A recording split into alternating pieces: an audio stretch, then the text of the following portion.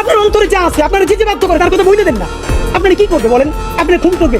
আপনি প্রায় 80 বছর বাঁচছেন, আর কয় বছরই বাঁচবেন? আপনি কি খাবেন, কি বাঁচবেন? আপনি বরং যদি আপনার আর্মি মেরে ফেলে, আপনার যদি ভারতীয় আধিপত্যবাদ গুলি করে, আপনাকে যদি হত্যা করা হয়, কিন্তু সেই রক্তের বিনিময়ে যদি আপনি শহীদদের রক্তের বিনিময়ে নতুন বাংলাদেশ গড়ে যেতে পারেন, আগামী 1000 বছর বাংলাদেশের মানুষ নামাজে প্রার্থনায় আপনার জন্য শুধু দোয়া করবে। বুড়ো মানুষটা থেকে শুরু করে শিশু আপনার বক্তৃতা শুনে মাননীয় উপদেষ্টা কতক্ষণ জানেন? যতক্ষণ আপনি জুলাইয়ের জবানে কথা বলেন। বাংলাদেশে গত 50 বছরে কোন রাষ্ট্রপ্রধানের 30 মিনিট 40 মিনিটের বক্তৃতা, রিক্সা চালক, ভ্যান চালক, সবজি বিক্রেতা, বিশ্ববিদ্যালয় প্রফেসর, ছাত্র জনতা আধা ঘন্টা বসে তার বক্তৃতা শুনে নজির নাই, যেটা আপনারটা হইছে। এটা কিন্তু আপনার চেহারা দেখে না।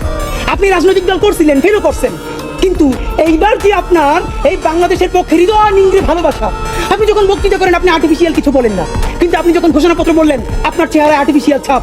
ইদানিং আপনি স্ক্রিপ্ট দেখে দেখে বক্তৃতা করেন, এগুলো আমরা চাই না। মাননীয় প্রধান উপদেষ্টা আপনার একটা কথা বলি, আমরা আগেও বলেছি এই সরকারের সকল উপদেষ্টার এক পা অন্য দেশে, বিপদ হইলে ভাইকে যাবে, কিন্তু আমরা দৃঢ়ভাবে বিশ্বাস করি আপনি ভাগবেন না।